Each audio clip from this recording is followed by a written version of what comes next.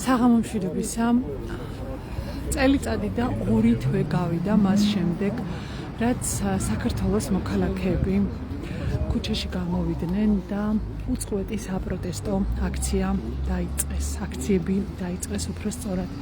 მოქალაქეები გამოდიან თბილისში, ბათუმში, ახალციხეში, ზუგდიდში, ჭყოროწყუში, საქართველოს სხვადასხვა ქალაქებში. ეს უწყვეტი პროტესტს რაც შეეხება, ასევე საქართველოს სხვადასხვა ქალაქებში იმართება მცირე მასშტაბიანი საპროტესტო აქციები. 1 წელი და 2 თვეა საქართველოს მოქალაქეები აპროტესტებენ ქვეყნის ევროპული კურსიდან გადახვევას. ამ დროის განმავლობაში ქართული ოცნების ხელისუფლებამ მიიღო არაერთი რეპრესიული კანონი, რომელი კანონის მიხედვითაც ქართული ოცნება ცდილობს ამ კანონების საშუალებით ჩაახშოს პროტესტი და დასაჯოს ყველა, ვისაც კი განსხვავებული აზრი აქვს. მორიგი საკანონმდებლო ცვლილებებია დაანონსებული. პირველი მოსმენით გაიმართა უკვე პარლამენტში პირველი მოსმენა და ამ ცვლილებებით ფაქტობრივად ყველა ძირითადი კონსტიტუციით დაცული, მათ შორის ფუნდამენტური უფლებები ილახება. რეპრესიული კანონმდებლობის მიუხედავად საქართველოს მოქალაქეები ჯიუტად აგრძელებენ თავიანთ პროტესტს და ეს პროტესტი მრავალმხრივია. ეს აღარ არის მხოლოდ ქვეყნის ევროპული კურსიდან გადახვევის წინააღმდეგ მიმართული პროტესტი. თქვენ იცით, რომ ასე მეტი პატიმარია საქართველოს ციხეებში და მოთხოვნებით შესაბამისად ძალიან ბევრია, მათ შორის პოლიტპატიმრების გათავისუფლება და ქვეყნის ევროპულ კურსზე დაბრუნება. ასევე ვადამდელი არჩევნებიც არის მოთხოვნების შორის ერთ-ერთი მთავარი. მოკლედ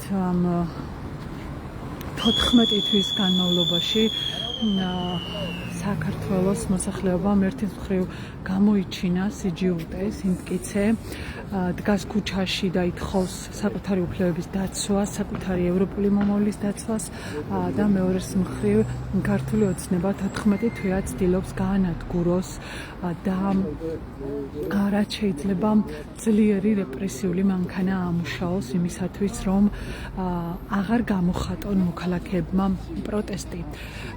ბევრი ამბავი არის დაგროვილი და დღეს ვფიქრობდით რაზე გველაპარაკა და გადავწყვიტეთ ვილაპარაკოთ ფასებზე.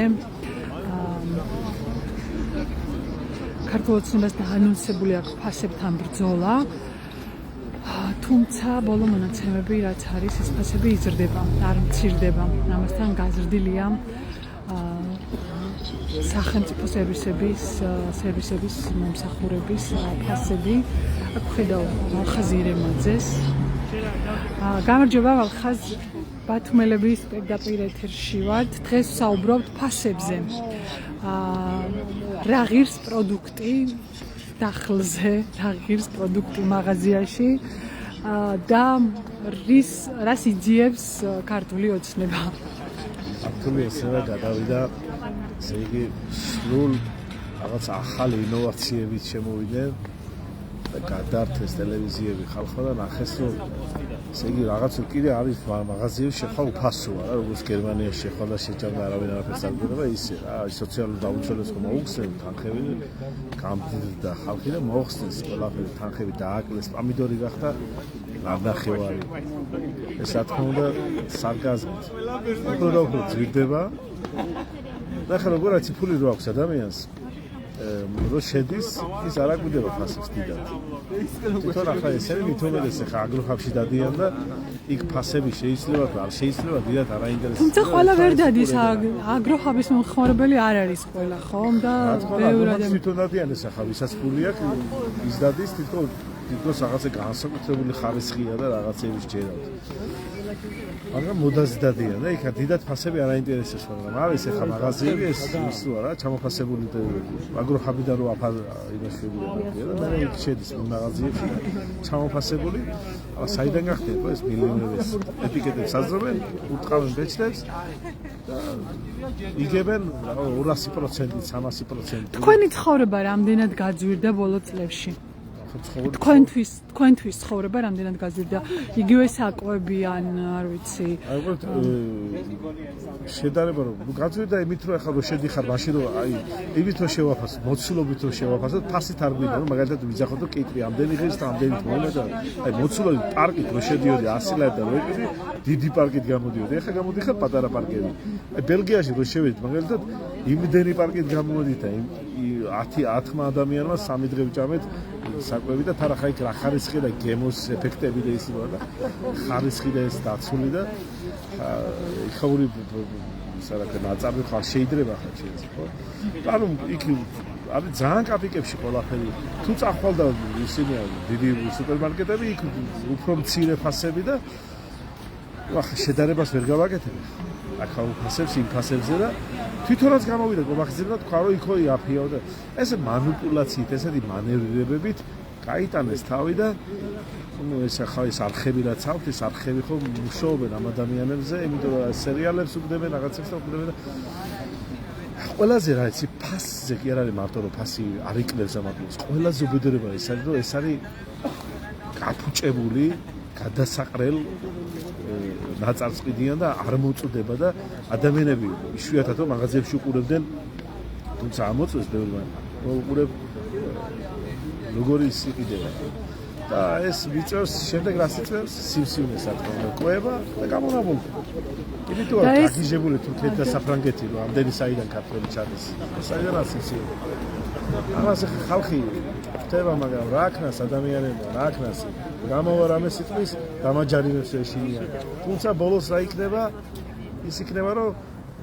ყველში და აი შეიძლება დაახლოს 2 ლარი იმას რა ქვია ზეც მაგრამ და გამოვიდეს ადამიანს თლიანობაში 2 ლარი მაგრამ აგერ ავტობუსი მომატა აგერ იმას მომატა ამას მომატა და ესე თამაში გაიტანეს თავი რა ვქნათ კარგით ჩვენ რას ვიზამთ ესე ვიდგებით გავაპროცესებთ ჩვენს თავთან მართალი ვიქნებით ნახოთ ბოლოს რა იქნება მადლობა ეს თავისუფლება რეჟიმის თხოვს მადლობა ეს ხო მალხაზი რემაძე აქ ხედავ ილია გამარჯობა ილია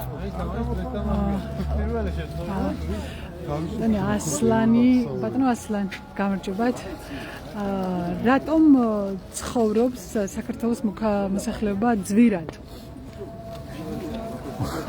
მე არ ვიცი იმიტომ რომ ქართული ოცნება ამტკიცებს რომ ფასები იკლებს და მე მაგას ვერ ვამჩნევ და ალბათ იმ ადამიანისთვის მისი ხელფასი 10,000-ია და 12,000-ია ისთვის სიძვირე შეუმჩნეველი იქნება ამ შემთხვევაში საუბრობ მაღალ თანამდებობის პირებზე ანუ სუსის უფროს გაეზარდა ხელფასი დღეს კიდევ ერთხელ გაიზარდა მამუკა მდინარაძის ხელფასი და ზოგადად ხელფასები სუსში ბოლო ინფორმაციით 15,945 ლარი იქნება მამუკა მდინარაძის 20% საშემოსავლო ალბათ საპენსიო დაახლოება მან კარგი თანხა გამოდის იმიტომ რომ როდესაც ადამიანს აქვს საშუალოდ 700-600 ლარი ხელფასი ნუ თუ გინდა საჯარო მოხელე დაბალი ერგოლი საჯარო მოხელე მუნიციპალურ სამსახურებში ეგეთი 1500 და 2000 არ ამგონია ვინც ქალაქს ასუფთავს და ვინც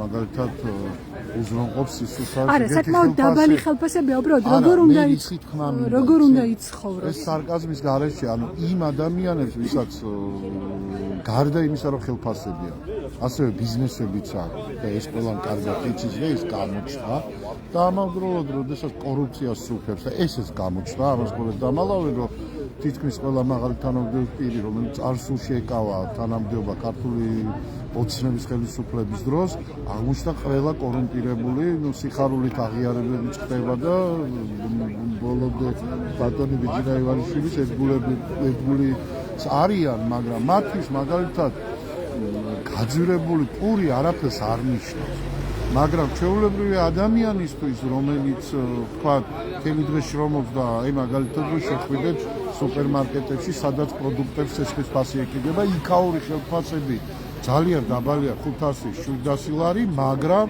მაგალითად იგივე კახაბექაურს თუ არ ვწდები, რომელიც არის ერთ-ერთი მეწილე. ანუ მაგალითისთვის მომყავს ორი ნაბიჯის ქსელის იმას, რა ვიცი, 20 მილიონზე თუ 30 მილიონზე მეტი მოგება, ხო? იმისთვის ბუნებრივია ფასების და არაფერს არ ნიშნავს, მაგრამ ჩვეულებრივი ადამიანებისთვის, ჩვენთვის და თქვენთვის ეს არის ძალიან მტკივნეული, იმიტომ რომ იგივე ტრანსპორტის გაძვირება, როდესაც 70 წიხით ყოველდღე ეს თქვენთვის ლარი 40-ია, ხო? თუ ორჯერ იმგზავრეთ დღეში, ახლა ეს გადაიყვანეთ სამუშაო დღეების რაოდენობას, ხო? ანუ ორმაგად მეტი ცოტა გაკეთება თანხა, რომელიც თქვენ ბიუჯეტში იყო გათვალისწინებული, არ ვიცი, შეიძლება სესხის გადასახადზე, შეიძლება ინტერნეტზე, არ ვიცი, კომუნალურ გადასახადებზე.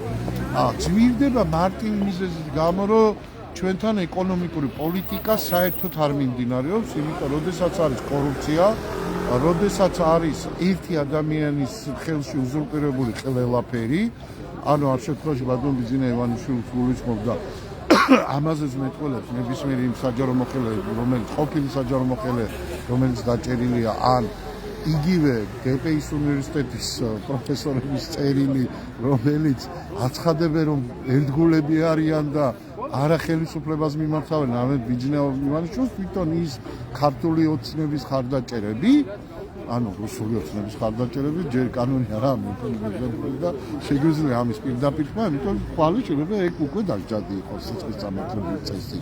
ჩვენ კი ვეცინება, მაგრამ ამაზე უნდა იფიქროს და იტიროს იმ ხალხმა, რომელიც ჩუმად იყო. მაგალითად ბიზნეს სექტორი, რომელსაც ხვალე მიადგებიან და ეთქვია, რომ ხვალე შენ ამას გაყიდი 20 ლარად.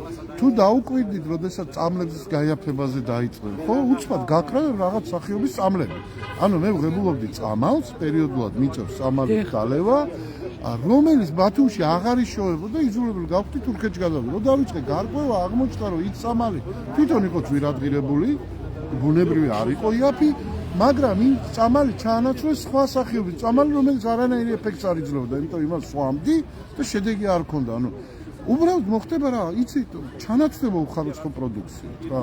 და როდესაც ჩვენ გვეუბნებიან ეკონომიკა, მე ხო ვიცი, მაგალითად სუპერმარკეტში ადამიანი მომაქტავი, მცირე მეწარმე ვერ შეიტანს პროდუქტს და ვერ გაყიდის, იმიტომ მას თხოვენ მისი პროდუქციის რომ განლაგდეს მათ სუპერმარკეტებში, ქსელურ სუპერმარკეტებში ბევრჯერ მსმენია, იმიტომ რომ შესაძლოა ბაზრობები იმართება და ყიდულობ რაღაცა ტყემალს ოჯახს დამზადებულს ან აჯიკებს, ანუ ბრენდირებულია მათ მიერ, ისინი გზახია, რომ დიდი სხვილი სუპერმარკეტები ჩვენ თხოვენ თანხას, რომ მათი პროდუქცია განლაგდეს.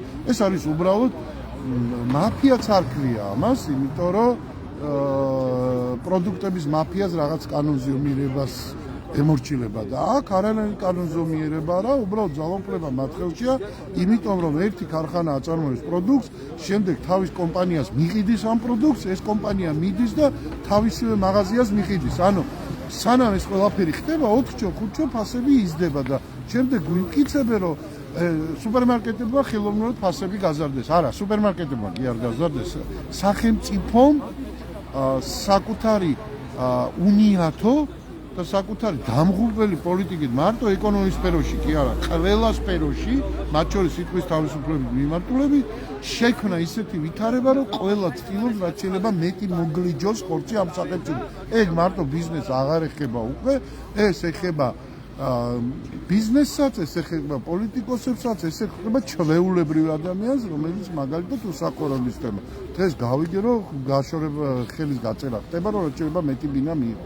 ჩვენ ხო ვიცით, რომ იქ საკაროებში ბევრი ადამიანი არის, რომელსაც არაფერი არ ეკუთვნის, რომელსაც შეიძლება საკუთრება კონდეს და უბრალოდ ცდილობენ ამ გაჭირვებების ხარჯზე ვიღაცამ რაღაცა მეტი მოგლიჯოს. ანუ ცოლქმარი რომა და გაშორებას რო ახდენენ, რომ ორი ადამიანი დაფიქსირდეს. ნუ ამაზე საუბრობენ, მე არ ვიცი რა სიზამენ ესენი, მაგრამ ესეთი არასწორი პოლიტიკა იწვევს ამას ყველაფერს, ხო? იმიტომ როდესაც შენ არა გაქვს კონტროლი, მოშლილია კონტროლი, როდესაც კორუფცია ქვეყანაში, როდესაც ვის რასაც უნდა იმას აწესებს. ანუ ეს არის კატასტროფა და ბიზნესმა ეს ნენლა იწვნია. პირველი მერცხალი იყო, როდესაც სასტუმროები, პატარ-პატარა სასტუმროები არ აგვაქვს მუშაობა და ბოლოს კახეთში, თელავში, ჰოლიდეინმა დაახურა დროებით სასტუმრო, იმიტომ მოთხოვნა არის. აი ესე გაჩვენებული იყო, შეიძლება ხვალე სახელმწიფომ გადაწყვიტოს ამ სახელმწიფომ, რომ ნაციონალიზაცია უნდა მოახდინოს ყველა სასტუმროს და ეს იქნება სახელმწიფოს საკუთრება. რამე გასაკვირი იქნება ლუკაშენკო როგორ იქცევა. როგორც მეფე უნდა იქ კარტოფილის ფას გაზდის, უნდა კარტოფილის ფას დააკლებს, მაგრამ ინდონეზიის საიტებზე რომ შევდივარ და ვკითხულობ, უცბად გაქრა კარტოფილი, უცბად გაქრა რაღაცა პროდუქცია, იმიტომ ის პროდუქცია აღარ შემოდის, იმიტომ ვიღაცა მოხდა ეს პროდუქცია ძვირი. ამიტომ ჩვენ არ ვიცით რეალურად რა ხარისხის პროდუქციას ჭამდით მანამდე. მაგრამ ამ როგორც აგენია ანონსებენ კლებას, ხო? შეიძლება უფრო უხარისხო პროდუქცია შემოვიდეს, ანუ ფასი დაიკლოს, მაგრამ პროდუქციის ხარისხი იქნება დაბალი. ცხოვრება იმიტომ გაძვირდა მეგობრებო, რომ ქვეყანაში არანაირი სამართალი არ არსებობს. კონსტიტუციას ფასი უფრო ნაკლებია, იმიტომ ტუალეტის ქაღალდი უფრო ძვირად ღირს, ვიდრე კონსტიტუციას საერთოდ ფასი არ აქვს, იმიტომ ღებულობენ ისეთ კანონებს, რომელიც კონსტიტუციას კი არ ღვევს. ყავს ორგანო საკონსტიტუციო სამართლო, რომელიც არაფრის გამკეთებელი არ არის, იმიტომ რომ რამდენი სარჩელია შეტანილი, რომელიც აჩქარებული წესით უნდა განხილული იქნას და არავინ არაფერს არ განიხილოს, მაგრამ ღებულობენ მაღალ ხელფას. ყავს მოსამართლეები, რომელსაც რასაც ჩასახებიან, იმას ამოსახებენ. ამიტომ ხვალე ბიზნესმა მივიდეს და იმ სასამართლოში ირჩივლოს, იმიტომ მათმა დუმილმა ეს გამოიწვია ყველაფერი და ხელისუფლებასთან, ეგეთ ხელისუფლებასთან თამაში ბოლოს გამოიწვევს ამ ბიზნესების კოლაპსს, თორემ ჩვენ აი არასამთავრო სექტორზე რო დღეს ზეწოლები გაძლიერდა, ხო, მარტივად გეტყვით, ჩვენ გამოვიშალეთ უნარი იმისა, რომ აღარ გვაქვს პროექტი, ბატონო, გავიგეთ, ზოგმა ტაქსაობად დაიწყო, ზოგი ბუთკაში ვაჭრობს, ზოგი რაღაცას აკეთებს, ხო?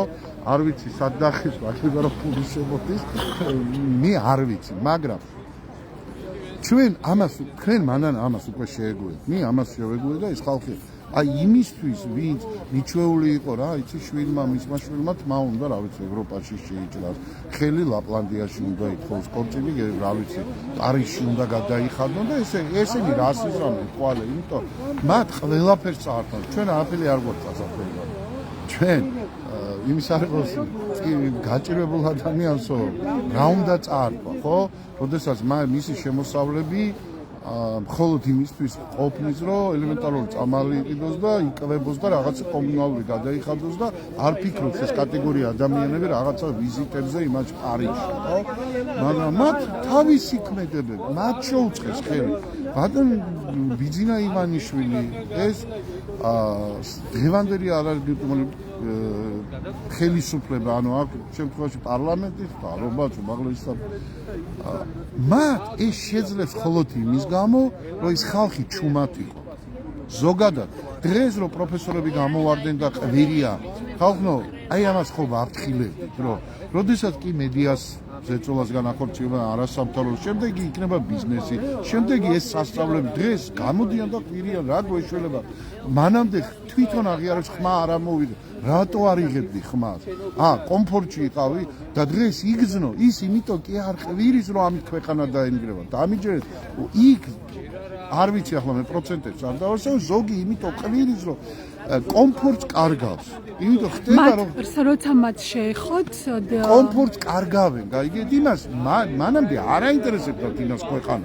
იქ უმეტესი პროფესორები არის ხალხი, რომელიც დადის ამ აქციებზე და აპროტესტებს, მაგრამ ზოგმა რომ გამოდის, არასდროს ხმა არ მომიგე, ეს უკვე უსამართლობა კი არა, მე კომფორტს კარგავს. იმიტომ ის არაფრის კეთებაში შეიძლება ხელფასს იღებს და დღეს უკვე იმას პრობლემა ექნება, იმიტომ დაკარგავს ხელფასს, იმიტომ ხელისუფლება როდესაც ძალაუფლების უზურპაციას ახდენს და ერთი ადამიანია ყველაფრის გადამწყვეტი, იმას სულ არ აინტერესებს, შენ აღარ ჭირდება. იმიტომ შენ გამოგიყენა და ამ ბიზნესსაც როგორც კი გამოიყენებს, ისევე მოისრეს, იმიტომ ხვალე და ზეგე ეტყვის, რა ვიცი, აი ბიზნესმენებს, რომ ეს ნაციონალიზაცია უნდა მოხდეს, რა ვიცი, ორი ნაბიჯიცა და ეს უნდა იყოს ხელისუფლება, იმიტომ ხალხის გულის მოსაგებად ამას გააკეთებს. ახლა რო ბიზნესმენი, აი წარმოიდგინეთ ჩინოვნიკებს რო იჭერენ და ბიზნესმენებს, ვინმე წუხს საზოგადოება ამაზე? არავინ. იმიტომ საზოგადოება უკვე მიიღწა რომ ეს ხალხმა მიიღმანა ამ მდგომარეობას და დღეს რომ მათი ოჯახის წევრები გამოდიან და მათ პატიოსნობაზე საუბრობენ ძალიან სასაცილოა ღარიბაშვილის მეუღლე გამოდის და საუბრობს მის პატიოსნობაზე კაცმა აღიარა ყველაფერი რა პატიოსნობაზეა საუბარი ხვალე ვერ გამოვა და ვერ იტყვის რომ ზეწოლის ქვეშ ვიყავ იმიტომ მან რო იყო შინაგან საქმეთა სამინისტრო თელიას ამბებზე ხო მურდირის ღირსებას იცავდა და შემდეგ პრემიერ-მინისტრი რო იყო ეს იყო ეს ადამიანი იყო რომელიც ეს სისტემა ჩამოაყალიბა ანუ ამის ხელით ხდებოდა ამ სიტყვა ახლა დღეს მათი ოჯახი გამოვა და მესმის მისი მეუღლეა და უნდა გვერდედაო მადლობა ეს იყო ასლან ჭანიძე რომელმაც საკმაოდ ვრცლად ისაუბრა ბევრ საკითხში ხო გარდა ფასებისა აზე გაბუნიას ხედავ აზე გამარჯობა დღეს საუბრობთ ფასებზე მინდა გკითხოთ თქვენი აზრით რა ტიპის პოლიტიკაა როდესაც ქართული ოცნება ერთის მხრივ ამბობს რომ ის აპირებს ფასების შეამციროს და როცა და ფასები თავისუფალი საბაზრო ეკონომიკა როცა გაქვს ან ბაზარი არეგულირებს და მეორეს მხრივ ის რეგულირებაც ქართული ოცნების ხელშია სახელმწიფო სერვისების ფასები გაზარდა. მაგალითად 30 ლარი ღირდა პირადობის მოწმობა გახდა 60 ლარი 100 ლარი ღირდა პასპორტი გახდა 150 ლარი იპოთეკა ღირდა 55 მაგრამ იპოთეკით ბინის დატვირთვა 55 ლარი გახდა 150 ლარი და ბათუმში გვაქვს 30 თეთრი მგზავრობა გახდა 70 თეთრი რა ტიპის პოლიტიკას ახორციელებს ატარებს ქართული ოცნება?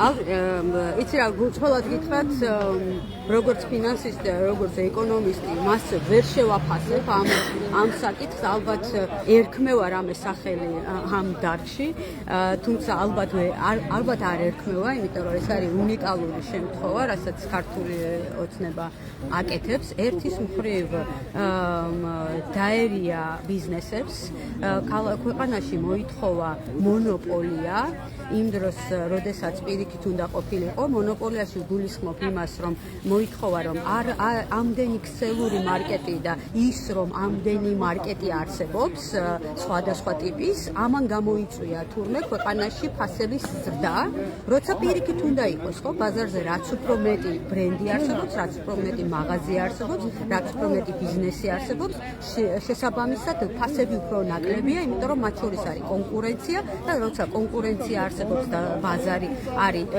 ასეთ რეგულირდება მაგ შემთხვევაში ცდილობენ რომ ერთი მეორეს კონკურენციაში შევიდნენ და ბაზარზე დაარეგულირონ ფასები და შეთავაზონ ნაკლები ფასი ხო ამით რისი თქმა მინდა როდესაც ამ ყველაფერს მოშკობ და ბაზარზე დატოვებ მხოლოდ და მხოლოდ რამოდენიმე აზიას ცხადია მას ეკება მონოპოლია და ფასები უფრო მოიმატებს მაგრამ რატომ გააკეთა ეს რატომ ცდილობდა ამის გაკეთებას და ალბათ საბოლოო ჯამში გამოვა და გააკეთებს იმიტომ რომ რაღაცა ნაწილში ბიზნესებს კიდევ ერთხელ შეახსენონ რომ ჩვენ ვართ ის ვინც თქვენ გმართავთ თქვენ გვექვემდებარებით ჩვენ და აი ნახეთ აი ასეთ პირობებში ჩაგაგდებთ თუ თქვენ ხვალ ჩვენ გაგვემიჯნებით იმიტომ რომ ძალიან ბევრი ბიზნესი უკვე არის ეგ ტენდენცია რომ ქართულ ოცნებას ხმამაღლა ეწინააღმდეგება შესაბამისად ეს ქცევა როდესაც თითქოს ადამიანებზე ზრუნავდა ფასებზე ზრუნავდა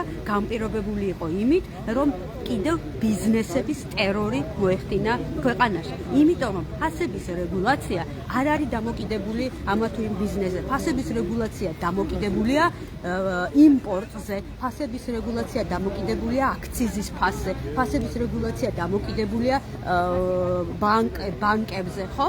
მათ შორის ეროვნულ ბანკზეც, იმიტომ რომ მან უნდა განსაზღვროს ფასები ამა თუ იმ პროდუქციაზე და არა ბიზნესის კეთილნებაზე. ხვდებით ხომ? ძალიან ბევრ რამეზეა და მათ შორის დამოკიდებულია დღგ-ს გადასახადზე. თუ ქვეყანაში პროდუქტის გადასახადზე დღგ მაღალია, იმპორტის ფასი ძალიან მაღალია, რანაირად მოახერხებს მე ესე არ წარმოიდგინოს ახლა თქვენმა მსმენელმა რომ მე ბიზნესის დამცველი ვარ ან პოლიტიკის, მაგრამ რეალობა არის ეს. ხო? ამიტომ მგონია რომ უნდა გამოვიდეს ეს ბიზნესები და მოქალაქეებს უნდა უთხრათ, მეც ძალიან დიდი ფანხა მეხარჯება, რომ შევდივარ მაღაზიაში და ელემენტარული საუზმისთვის ან ლანჩისთვის ან სადილისთვის ელემენტარულ არა რაღაცა ფუფუნების მაგვარს ვყიდულობ 50 ლარს ვტოვებ. ისე როგორც ნებისმიერი ადამიანი, რომელიც მე მისმის, კატასტროფული ფასებია ევროპის ფასებთან შედარებით, ხო? ჩვენ ნებისმიერ ევროპის ქვეყანაში შეიძლება შეხვიდე 10 ევროდ და ნახევარი მაღაზია გამოიტანო. ეს არ არის გადაჭარბებული, უამრავი ინფლუენსერი აკეთებს ამას, ხო, შედის ევროპაში 20 და 10 ევროდ და ვნახულობთ როგორ გამოვაქვთ ერთი პარკი საჭმელი, რომელიც არა ერთ ადამიანს, არამედ შეიძლება მთელ ოჯახს ეყოს, რაც საქართველოში არის წარმოუდგენელი. ეხლა ვიღაცა შეიძლება დასვას კითხვა, რომ 10 евро ჩვენს ფულზე ხომ 32 ლარი ან 30 ლარია, 30 ლარად შეიძლება საქართველოში რო შეხვიდე გამოიტანო, მაგრამ ნურას უკაცრავად ელემენტარული ტოსტის პური, რომელიც შედიხარ მაღაზიაში და 3 ლარ ნახევარი ღირს, 4 ლარ ნახევარი ღირს, 2 ლარ ნახევარი ღირს, როგორ წარმოგიდგენიათ, რომ იმის იქეთს კიდე რა შეიძლება მოგივიდეს 30 ლარად, ხო? ამიტომ ეს ფასების რეგულაცია და ფასები ბაზარზე დამოკიდებულია ქვეყანაში პოლიტიკაზე, დამოკიდებულია იმპორტის ფაზე, დამოკიდებულია აქციაზე, დამოკიდებულია დღგ-ის გადასახადზე და დამოკიდებულია იმაზე, თუ როგორ მუშაობს ბაზარი. და მეორე ამბავი და სწორედ ამის პარალელურად და ეს ყველაფერი ხდებოდა იმიტომ, რომ მოეგოთ ადამიანების გული, თითქოს ისინი ზრუნავდნენ და ფიქრობდნენ და დარდობდნენ მაღალ ფასებზე, სინამდვილეში იყო ტყუილი, სინამდვილეში ეგ არის ბრძოლა ისევ და ისევ ბიზნესის წინააღმდეგ, მათი მომხრე ბიზნესების გაძლიერება და მათი არამომხრე ბიზნესების ჩაძირვა. ამას ემსახურება ეს ყველაფერი. რაც შეეხება იმას, როგორ გაძვირდა, ზუსტად ის მომსახურება, რომელიც დამოკიდებულია სახელმწიფოს კონტროლზე. ეს არის, თქვათ, მგზავრობის გადასახადი, თქვათ, პასპორტის, ხო, პირადობის გადასახადი და სხვა გადასახადები სახელმწიფო სერვისებში იმის ნაცვლად, რომ ეს ყველაფერი იყოს უფასო, ამაზე იყოს ფასდაკლებები სტუდენტებზე, პენსიონერებზე, მასწავლებლებზე და ზოგადად იყოს ფასდაკლებები და შემწირვა პირიქით გააძვირა. ბათუმში, რომელიც არის მთლიანობაში 7 კილომეტრი, ავტობუსი მეც არ ფარავს დღის განმავლობაში, 70 თეთრი უნდა გადაიხადოს ადამიანებმა რისთვის? საიდან, როგორ, როდესაც ამ ქვეყანაში ადამიანებმა დაკარგეს სამსახურები, ადამიანები გამოუშვეს სამსახურებიდან, უამრავი ჯარიმებით არის ადამიანები, პენსიონერების პენსია არის მინიმალური ამ ქვეყანაში, ფასები მაღალი და ხელფასები დაბალი, როდესაც ჩვენ ვხედავთ, რომ მინისტრებს, საკრებულოს თავმჯდომარებს, საკრებულოს დირექტორის მოადგილეებს, მთავრობის თავმჯდომარეს 15,000 ლარი აქვს მეტი, ხო, ხელფასი და თავიანთი ხელფასები იზრდება, ორმაგდება, ასმაგდება, როცა ამ დროს ადამიანები ამ ქვეყანაში ვღარიბდებით, როდესაც ქვეყანაში მილიონამდე შეჭირებული ყავს, როდესაც ბავშვები შიმშილი წყდება ამ ქვეყანაში, ადამიანები უსახკარობის გამო ქუჩაში ღიაცის ქვეშ ცხოვრობენ. აი ეს არის ვითარება დღეს ქვეყანაში, როდესაც სახელმწიფო არ ფიქრობს ადამიანზე, მათთვის ადამიანის სიცოცხლე, ჯანმრთელობა და კეთილდღეობა საერთოდ არანაირ ხარისხში არ არის, არათუ მეორე ხარისხოვანი ან მეათე ხარისხოვანი. არ აინტერესებთ მხოლოდ და მხოლოდ საკუთარი კეთილდღეობა, ივანიშვილის კეთილდღეობა, ივანიშვილის ყულაბა, რომელიც რაღაცნაირად გაიტაცეს, გააღარიბეს თავიანთმა მინისტრებმა და დასმულმა თავიანთმა დამქაშებმა და შესაბამისად ეხლა მოქალაქეებისგან უნდათ ეს ფულები ამოიღონ და გაივსონ თავიანთი ყულაბები. აი ეს ვითარება, ეს ქვეყანა ემსახურება ერთ ადამიანს, ეს არის ბიძინა ივანიშვილი. ამიტომ უნდა დასრულდეს და ქვეყანა უნდა დაუბრუნდეს ნორმალური განვითარების გზას.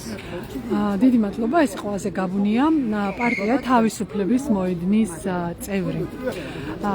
დღეს დაგიმშვიდობებით ეს არის აქცია, საპროტესტო აქცია, საკონსტიტუციო სასამართლოს მიმდებარედ 14 თვეა საქართველოს მოქალაქეები აპროტესტებენ ქართული ოცნების გადაწყვეტილებას თქვას უარი ევროკავშირთან.